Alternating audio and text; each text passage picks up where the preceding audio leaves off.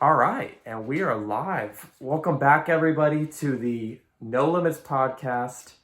I am one of your hosts, Michael Pendergraft, and you may have noticed by now, maybe, a little bit of a difference in the usual show. My co host, Joseph Cortez, is not here today. I was killing him too bad on this show, man. I was abusing him. I was going hard in the paint every week. And so he quit. No, I'm just kidding, guys. He's in Colorado for this week. I think he's with some of his family up there visiting. Beautiful area he's in, Colorado Springs. I love that place so much. I've been to Colorado one time before.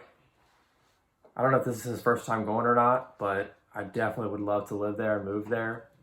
It's just such a great area to me. So that was the elephant in the room. It is only me this week. So this would be a good time for us to get to know each other a little bit better. This is fun. I haven't done a solo podcast in well over a year, I think. Back when I tried to do my first show ever. And I quit like a little chump. Like a little baby. But no, this is episode 13 of the No Limits podcast. And we are on the Strive Network, of course. I'm carrying this network, dog. No, I'm kidding. If any of the other guys in the network just heard this, they're cringing right now. But no, we are on the Strive Network. This is our third month, I believe. Week 13. So yeah, that's like three months. I don't know. I go to community college. I'm a dumbass. I think that's right. So I've had a very, very busy week myself. One of the busiest weeks of my life, I would probably say. Not from like a business or a work standpoint, but just from like moving around and doing shit, you know.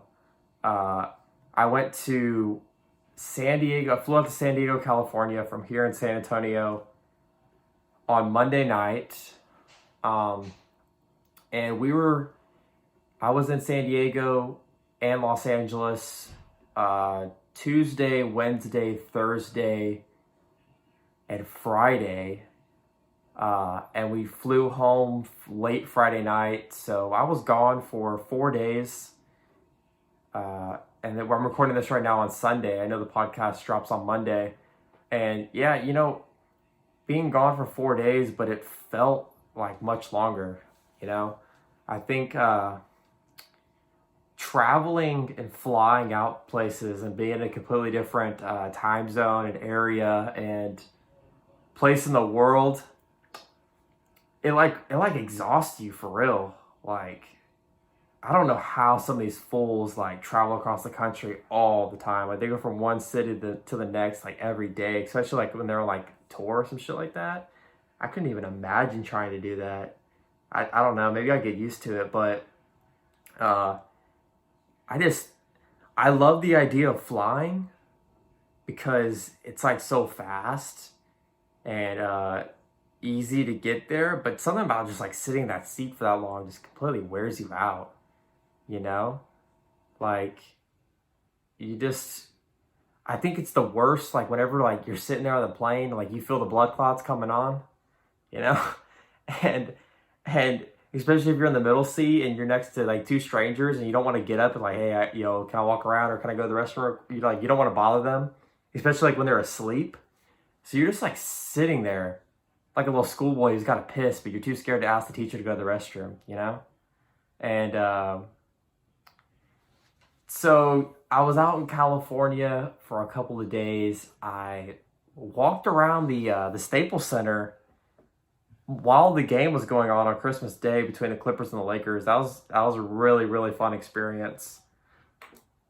That was in Los Angeles. We were in San Diego most of the time. I think we went down to LA for Christmas Day. And it's always so great to be there. You know, we went up to the Santa Monica Pier and Venice Beach. We saw this full of Venice Beach, dude. And we were on the little sidewalk or whatever, and my dad pulled out some cash to like give my mom, and this fool saw the cash. It was like $7, and he turned around and started eyeballing us. And like he was like a kid that kept walking and kept turning around and looking at us. I was like, oh shit. I was keeping an eye on him for sure. I was like, this is a little suspect, but we made it out of there all right. You know, it's like, damn, like people would like, people do the craziest shit for a couple dollars. You know, I think it's so bizarre to me that people would rather steal or hurt another person over, you know, $10 maybe, instead of like going out and doing something for themselves, you know, like maybe flipping burgers, or even in California, what's a really good hustle. If any of you guys are in California listening right now, like, dude, I saw this shit and I got turned on. I'm not even gonna lie. Like, I was like, whoa, that's a real hustle. I saw this fool at Balboa Park in San Diego, okay? And he had bags full of trash, okay? And they were full of cans, okay? And bottles and all that. And in California, they charge you like a 10 cent or 5 to 10 cent tax on every single bottle or can that you buy. So if you're in California, you understand this, or any other place that does this. But in Texas, we don't do no shit like that. Like in Texas, we don't care about pollution. We don't care about the environment. None of that. So if you buy like, let's say you buy like a 32 pack of water in California, they're going to charge you 10 cents per bottle tax. So that case of water might be $3, but you're going to pay $3.20 in state tax for the bottle. Now, you only pay the tax if you don't bring the bottles back. You know, like that's the incentive. The incentive is basically like we'll tax you and you could get the tax money back if you bring back your bottles, and we'll reuse them or we'll recycle them or something good instead of just throwing them out in the trash to go to the landfills. And so this fool came by with trash bags full of cans and bottles, picking up out of the trash can. He was literally going through the trash can, picking up all this shit and putting in these bags to go take to some store to get cash back. That is like, like that dude's like a hustler for real. Like that dude's got an operation going. Like 10 cents a bottle, you could rack up some cash quick. Like he had probably 5 trash bags full of cans and bottles. I'm telling you, dude, fool probably had $250 full of cans and bottles. He was just picking up around the park. I mean, you could do that every day.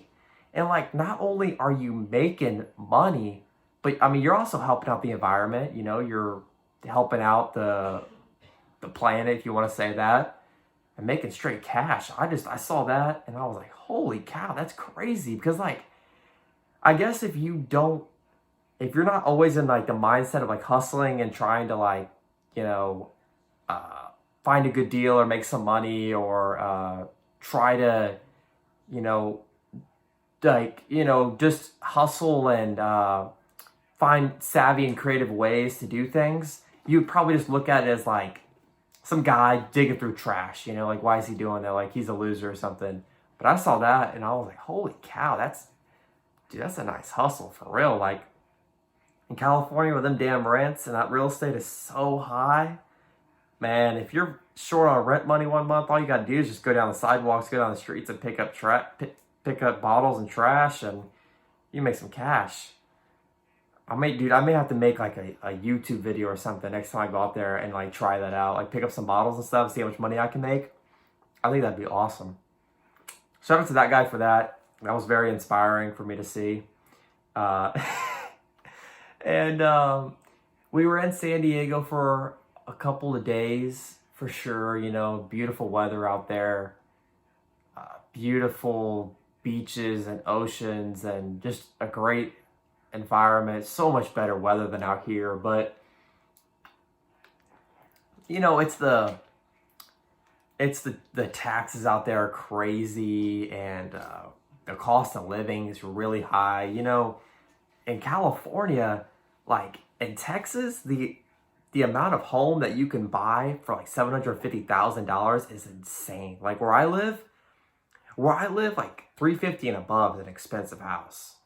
Like $750 could get you a castle where I live. Like $750,000 could get you 4,000 square feet, like 4 or 5 bedrooms, like a big ass house, a really nice house too, and a good amount of land. And California, like San Diego or Los Angeles, dude, 750,000 is getting you like a fucking shack on like an eighth of an acre. Like it's not going very far out there, which is insane. Like, so I mean that's I guess what would hold me back from moving out there, because I mean the environment and the weather and the culture, I really love it. I do think it's great, but the cost of housing is through the roof. The they nickel and dime you like crazy around there. I mean, they got like a 13% state income tax or something like that. I mean, you just get flossed out there, and you gotta like, especially if you're in the city, they hit you over the head for paying for parking like every single place you go, dude. That's like, I mean, you truly get nickel and dimed, like $5 here, 7 there, 10 here, 20 there. Before you know it, you ain't got no money. So that's what would hold me back from moving to California. But I did have a great trip. It was very fun. The place we stayed in was kind of a shack, but you know, what do you expect? It's California. If you're not going to pay big dollars, you're not really going to get something nice. Which is crazy, because all the people that I'd watch on Instagram and YouTube and podcasting and all that, these people all live in California. And I'm like, damn, and they don't look like they're living in shacks and little bitty places. They look like they're living in nice spots. I'm like, man, they must be making some real money, or I don't know how they're doing it, but they're doing it. Like I said, the cost of living difference between where I'm at and California is insane. But, you know, like where I'm at, you know, not a lot's going on. It's pretty quiet out here. It's you know, not a lot of noise is happening out there. You know, they got everything popping out there. So I guess, you know, you kind of pay for what you get out in those areas. So that was a bit of my trip. Went out West Coast for a couple days. It was really fun. Very blessed and fortunate to be able to travel like that at such a young age. I think it's really opened up my perspective on a lot of things. You know, I think it's easy to get in a bubble of where you live, where, you know, wherever you are around the world, you know, listening to this or whatever. I think it's super easy to basically like stick to your little city or your little town, or the few square miles that you go every day and you hang out with and where you live. And you could quickly begin to think that everybody's like how your area is, or let's say the area of town that you live in is extremely Republican, you know, then you'll start thinking, oh my God, everybody's a Republican, you know? And then whenever, let's say, a Democrat wins the election, you'd be like, shit, how did he win? Everybody's a Republican, right? It's because, you know, you're kind of in a bubble. You have a really small, you know, lens that you're looking at the world through. And that not only applies to, you know, where you physically are, but also like social media and all that. Like if you went on Twitter, you would think that everybody in the world cares about canceling some trans unicorn phobe, you know? You would think everybody cares about that because that's what's on Twitter.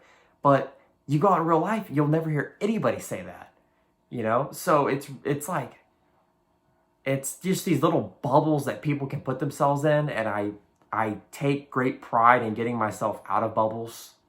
You know, I've been actively trying to do things that are uncomfortable. You know, like where I grew up and went to school at, everybody pretty much knew everybody, and people were very cliquey, and they really thought that the world revolved around them, you know?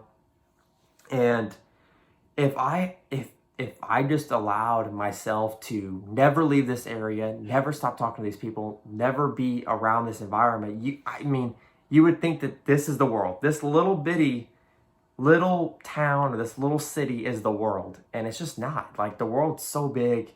I've only been in the United States my entire life. I went to Canada for like 6 hours, you know, so So I've been outside of the country for like a couple hours. We drove up to Vancouver for a little bit, for like part of a day. But that's the only time I've ever left the country. So even my my perspective is only limited basically to the United States. And I mean, that's a huge, broad perspective to have, you know, going to different parts of the country. But I know going to different parts of the world would just be crazy. Like, just to see how other people are. Like, I know probably growing up in America, it's easy for you to think that everybody speaks English and everybody, you know, likes football, or everybody eats chicken, you know? Like, here, like, if like people make jokes about eating dogs and eating rats and shit, because it's just not our culture. It's not who we are. It's not what we do. But if you went to another part of the world, I mean, that's just like nothing over there, man. Like, it's just what they do. So I know, like, if I went to other countries, I think my scope would be a lot bigger than it is right now. And I think it's just done very good for me. I never had even left the state of well, I went on a little trip and I was like 8 or 9 to Florida, but I don't really remember it that well. My first real memories of leaving the state was in 2016, you know. So I was 15, and I remember my family, we drove up to, all the way up from where I live to San Francisco, which is far. And then we swung through a bunch of places and went back home. And I've been fortunate to travel probably 4 or 5 times since then, like out of the state for a couple days to a different part of the country. And it's pretty cool. Like, it's cool going back to the same places and like kind of like getting familiar with other areas outside of, you know, where I've been familiar with my whole life. And just being around different people, different atmospheres, you know, realizing that the world is a huge place, and some of us are lucky enough to be able to basically get up and kind of do what we want, you know? Like, I really thought about it, and nothing is ever restricting, like, myself personally. Like, I probably could up and move to Colorado or California in a very short amount of time. I'm not going to, but it's a good like thought to have. It's a good feeling to feel free, or feel that you can like do something different. You know, that's why I do want to move away and out of where I'm from. Not that this place is bad. This place is great. I love the house I'm in right now. It's beautiful. But I think I refuse to live in the same place my entire life. You know, like, I just have to do different things. I have to see certain things and just get a feel for what this is all about. You know, I want to be old and have a really broad perspective, you know, like have a lot of knowledge about different places and all that stuff. I love old people that are like that, you know? Like, you meet old people that are old, man. They're like 75 plus, but they've been around. Like, they've seen a lot. They've gone a lot of places. You know, you bring up anything and they've done it, you know? You tell some old person, man, dude, I fucking hate mustard. Some old guy will be like, man, let me tell you about mustard. When I was in Vietnam, all we had was mustard. And so we had to eat shit. We had to deal with it. We had to eat mustard. And that's when you're like, oh, man, geez, that's crazy, you know? Or like or some old person hears you say like, you know, I wonder what it's like in West Virginia. And some old person's like, you know, I lived in West Virginia for 3 years. You know, it was pretty all right. You know, good people out there. Then you're like, oh, okay. Well, that's what Virginia's like. You know, West Virginia. So I kind of want to be like that. I want to be that guy. I want to be able to have perspective on a lot of different places and have a broad scope and state of mind and all that good stuff. Now, let's go ahead and switch gears. So that was my trip.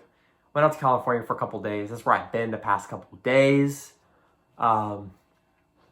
And let's go ahead and get into this new decade that we are about to enter. I think this is the last No Limits podcast for this year. Yep. Last No Limits podcast for 2019. Wow, this is insane. I didn't even put that together till just now. That's crazy. The next time you guys are going to listen to both of us, it's going to be 2020. I think that this is like, I'm 18, okay? So this is going to really be the first entire year that I'm going to be an adult that is basically free to kind of do what I want to do, within reason, of course. I don't have to go to, grade school anymore, or high school or any shit like that. Like nothing's like, I'm not required to go do anything, Like, this is going to be my first full year in business. Well, no, I've been in business for the past couple of years, but I mean, you guys probably know what I mean. Like, first year of not having to go to school, like business this year, real estate this year, fucking podcasting this year, YouTube this year. I have so many things that I'm very excited about, and I just feel so good about this year. 2020. Like, this is a brand new decade. I feel like I've been fortunate to have grown up in the 2010 era, basically 2010 decades, like I'm 2010 to 2019 is basically when I grew up, and I think that the 2020 decade is gonna be probably like the first decade of me being an adult, for the decade, and it's going to, I think by the end of this decade, I think my life will be very, very different from how it is today. Like, I think, and by the time we're sitting down doing this show, and 10 years from now, I'm gonna be 28, and that's crazy to think that. I feel very good about this coming decade. I have so many goals for this year. I think I'm gonna make a YouTube video probably in a day or two about all my goals in detail, but I'll probably just go ahead and just tell you guys some of my goals for this year. And these aren't going to be New Year's resolutions or, fucking, oh man, I'm going to go to the gym. I'm going to go get fucking, that's actually probably one of my goals though. I'll tell you all that shit later, but it's not going to be no goofy shit like, oh, I'm going to go murder the gym, or I'm going to go vegan, or I'm going to go ahead and, get 30 dogs, or, I'm going to do X, Y, or Z. That's ridiculous. No, it's going to be not things that I am just going to like cold turkey do. It's going to be like legit goals for the year that I'll look back on and hope that I hit it. It's going to be more of goals, not resolutions. Like, I'm not really trying to change. I'm just trying to like move forward, if that makes sense, I hope. I think, so I'll try to go ahead and try not to forget some of these, murder them out. I'll go definitely way more in detail in the video, because I don't really think here would be a good place, because I'm not really that prepared to go in detail about all the goals. I just hope all you guys out there listening, try to push yourself in this 2020 year, like all of us are very blessed to even be alive, and so I think we need to all make the most out of this coming year, I think it's a brand new decade. I don't see why anybody couldn't just get up and start something new, be the change or make the change in your life that you want to make, if you have always wanted to be a dancer, or, make a song, or become a a dental assistant or some crazy shit like that, like do it. Like, let's do this. Like, we live in the age of the internet. Like this podcast, this video that I'm recording right now, none of this would be possible without the internet. If this was 1975, nobody would know who I am. Nobody knows who I am now, but I have a way better chance of making this now than I did in 75. If it was 75, I would have had to have worked at some radio station and suck the host off and fucking make them coffee and sit around and not and basically be a assistant for 20 years, and then maybe I'll get a chance to jump on the mic one time or something. Like, there was no such thing as creating your own content or really like making your own path. Sort of, there was like a system that you had to go through. Like, that just doesn't exist anymore. Like, we have the internet, we have podcasting, we have YouTube, we have TikTok, we have all these places that you could go out and do whatever you want to do. Like, this is gonna be a brand new year. I don't see why I don't want to. I hate regrets. I hate it. Like, when I tell you guys some of these goals now, if I don't hit some of them, that's fine. But if I don't even try, I'm gonna hate myself. I'm gonna be pissed. I'm gonna just itch and like, oh, why did I not do that? So I hate that feeling. I love to act quick on things. I do. I like to just have a thought or a goal and just do it. Like, let's just do this. So some of my goals for 2020, all right, obviously I want to stay healthy. I hope everybody that I love, my life, stays safe and takes care of themselves and doesn't get in any freak thing in 2020. I hope everybody stays safe. That's the obvious first goal. I want my business that I talk about a lot here on this podcast. I basically sell things. That's what I do. That's what most people do in business, and that's what I do too. I kind of have structured my business into kind of the main business, I would say, is like two different things. One is basically buying brand new items that I create myself, that I have made myself, that I kind of envisioned, that I think will sell. Basically creating stuff from scratch, and I get it made and I retell it here. Some of the shit's behind me in this video that you're watching on YouTube, if you're listening to the podcast on YouTube.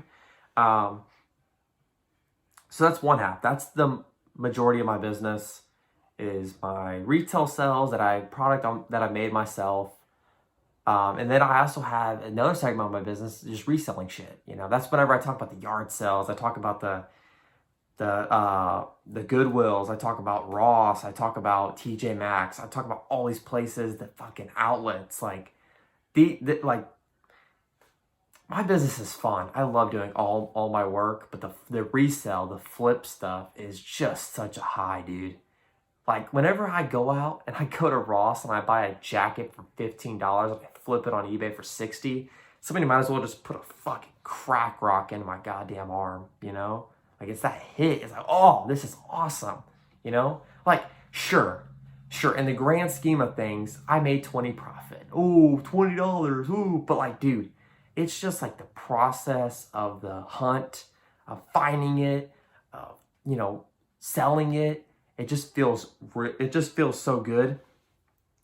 And if you say, oh, it's only $20, I mean, come on, Dick. You do that 1,000 times, I got 20,000, I do that 5,000 times this year, I got $100,000, so stop it. Stop hating. So the retail business, flipping, reselling stuff. The flipping and reselling stuff is sexy. Like, I hear everybody on here, like, a lot of people are like, man, how do you do this? Like, and I definitely plan on breaking it down a lot more. I plan on getting better.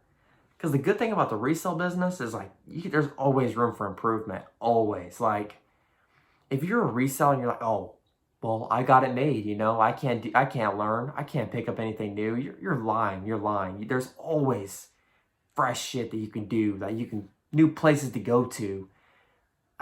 It's awesome. So I feel like this is stepping big. Like, I feel like this is the one goal that, because here, the way I like to do my goals personally is I like to set a bar that's high. I don't want to be like, oh, I want to turn 19 next year. Well, no shit. Like, I'm going to do it as long as I stay alive, but I want a goal that's not unachievable. I want to hit the goal, but I want it to be a nice little reach. But this one might be a little bit of a reach. I want my business that I sell, my main business that I do right now, to do $100,000 gross in 2020. So gross means sales, okay? It's not gonna be how much I'm gonna make or I'm gonna bring home, fucking 18 making 100,000 a year, making six figures. Come on, guys, stop. I'm gonna do 45,000 this year, okay? How much of that is profit? Probably 18, The rest of it is probably shipping and fees, taxes, and the profit might be more than 18. I'm not really sure, but like, so much of it's gotten reinvested. It just gets reinvested into more product, more goods. That's how you grow. You got to reinvest in your business. So I'm gonna do 45,000 this year. Just in gross. Like, that's like, it's really not even a completely accurate deal, but it's just like what PayPal tells me I did. So I want to do 100,000 through that in 2020. Considering in 2018 I did 8,000, 2019 this year I'm gonna do 45,000. I feel like I could do 100,000 in 2020. And the reason I feel like that is because this is gonna be the first full year, like I said, that I'll be out of school, that I'll be able to focus and hone in on this. I've gotten a lot better. Like, I've learned how to do things the better way, how to reinvest in my business, all these good things, and scale a little bit, build a little bit of a scale. So I think in 2020, I want to do $100,000 in gross business. That's my first goal. My second goal, another goal of mine for 2020 is I've been playing with this one because I am brand new. I'm a rookie. I have not done a single deal yet. I'm still working out some of the paperwork and the technical mumbo jumbo before I get started. But 2020, I'm gonna have a fresh start as a realtor, as a real estate agent here in Texas. And I know that, like, in the beginning, it's going to be a little tough because I'm not really going to know what I'm doing, and I'm not going to be like completely full-time doing it because I do have my business, and so I'm not going to be completely full-time doing it, but I do plan on giving it a a decent concerted effort. I was playing with 10 or 20,000. I'm not going to go and say, oh, I'm going to make fucking $1 million as a real estate agent this year. I think 10,000 is very achievable. I think 20 is probably achievable too, but like with a part-time effort and being a rookie, I don't know. So I'm gonna say I want to do $10,000 this year and commissions as a real estate agent. I might end up doing that one. Like, I'll achieve that. I may achieve that quicker than I think, but I don't know. I don't know what to expect at all. So some of my financial goals that I brought out for you guys here is 100,000 in gross business, 10,000 in real estate sales. And I think probably in a year from now, I do want to be in prime position to be able to buy a rental property, and really begin the steps towards financial freedom, independence, being my own man, completely being an investor, and like really, doing the right things to, be rich and set myself up in life the way I want to. And that's what this fucking podcast is going to be about. That's all that. So that's my financial goals for 2020. Okay. I think they're ambitious, but I don't think they're crazy. So my next set of goals, my next category is gonna be podcast, YouTube, social media success, I should say. So right now you are listening to the No Limits podcast, okay? So I do this show with my man Joseph, you guys all know that, and I do another podcast called Cover the Line podcast. And so that's 2 podcasts I do right now. 2020, I just plan on doing those the entire year, every week. And I really, really would love for this show and that show to have 100 listeners every week by the end of 2020. I think that is a realistic goal. You know, I don't think it's going to be that easy. I mean, it's not that easy to get up to basically be a nobody and get 100 people a week to listen to your podcast. That's what I want to do. That's what I think where I want us to be. I'm going to start a solo podcast. I'm going to do a 5-day-a-week podcast starting like very soon, very, very soon. I'm probably going to do like 8 to 10 minutes a day.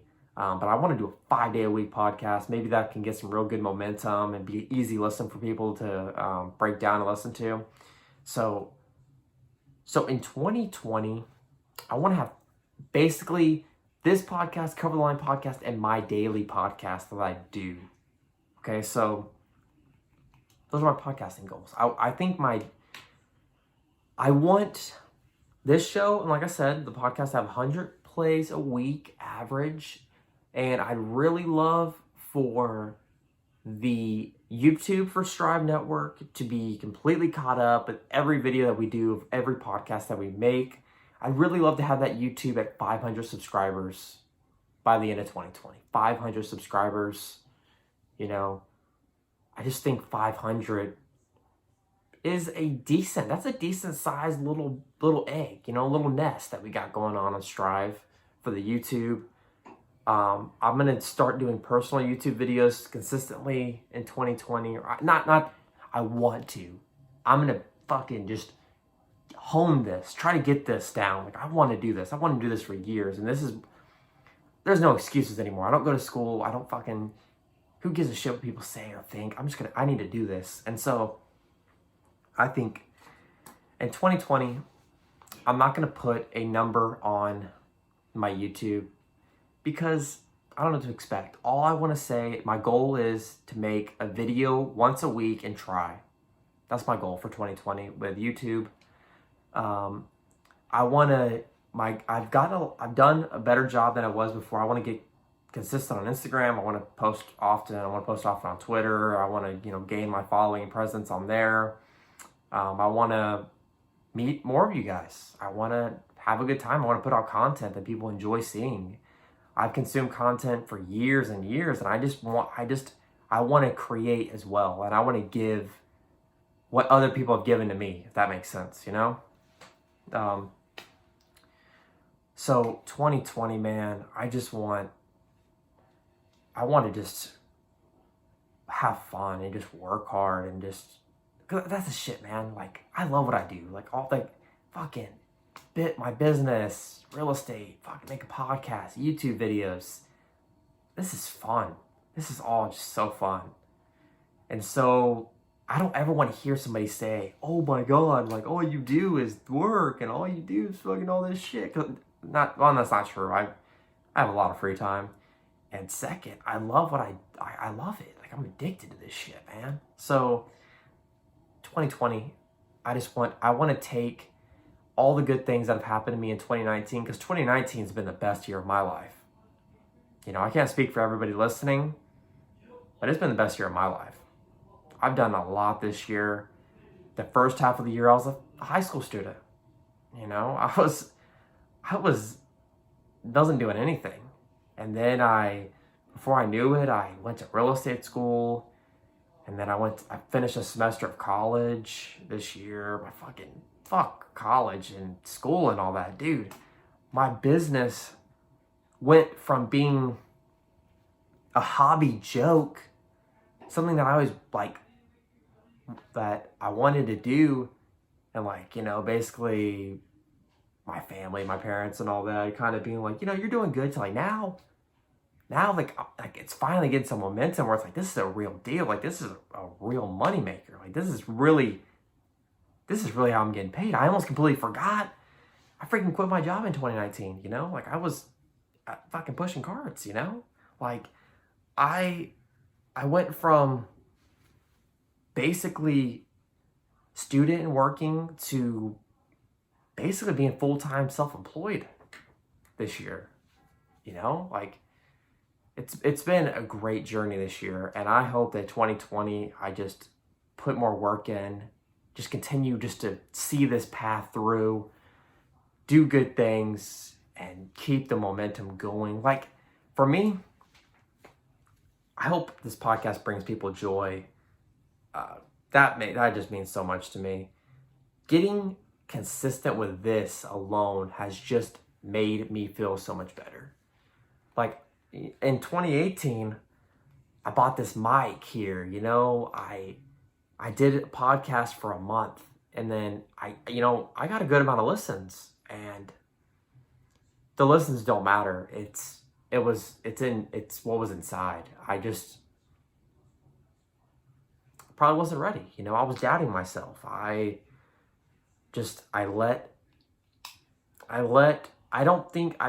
think maybe I got a little bit of success, and it scared me,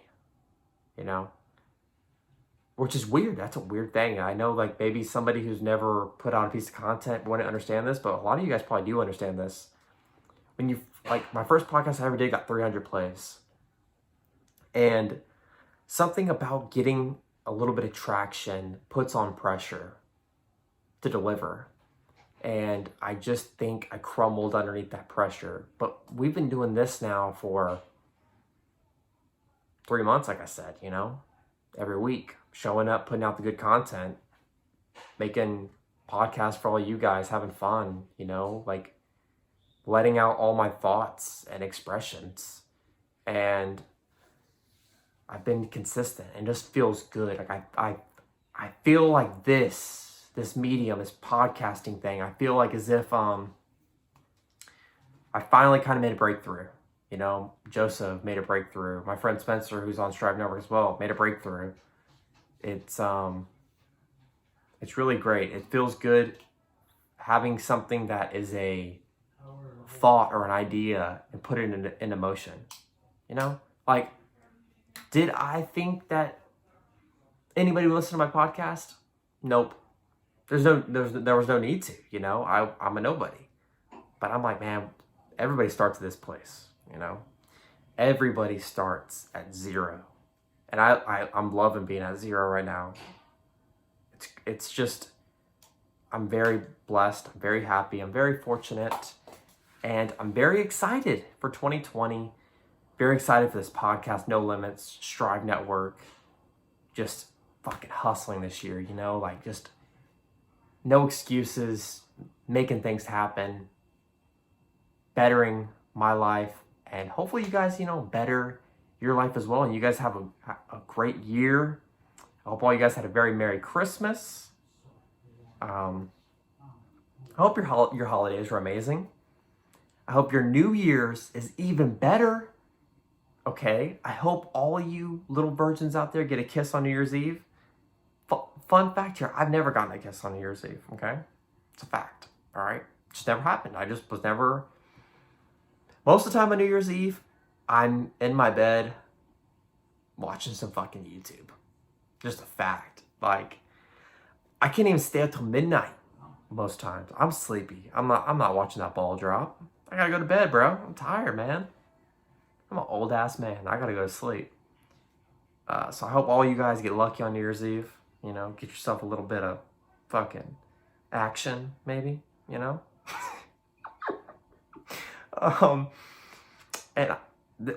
Dude, wouldn't that be an amazing way to kick off this decade? Like you just overachieve at the New Year's Eve party, man. I'm just putting that out there in the world. I hope all you guys feel that. You guys are gonna hear this well before New Year's Eve. I hope you guys get that. I hope one of my brothers out there breaks through on New Year's Eve. I need a haircut so bad. If you're watching this on YouTube, you're looking at my bird's nest, man. I need a haircut so bad. I'm gonna go get me cut up probably tomorrow. I got some work to do, guys. I got the fucking Cowboys to watch. I got Sunday Night Football to watch. I'm so glad you guys joined me this week. Joseph Cortez will be back next week. I promise I'll make him. And we will be back as we usually are for the No Limits podcast again next week. Thank you guys for listening. This is just absolutely insane if you listen this far. I love you guys very much. Follow me on Instagram. I don't even remember my username. Let me look. I don't remember what number. Okay. Follow me, guys, on Instagram at mpendergraft2. That's MPENDERGRAFT2 on Instagram. Thank you for listening. I will see you guys again next week with another episode. Peace out.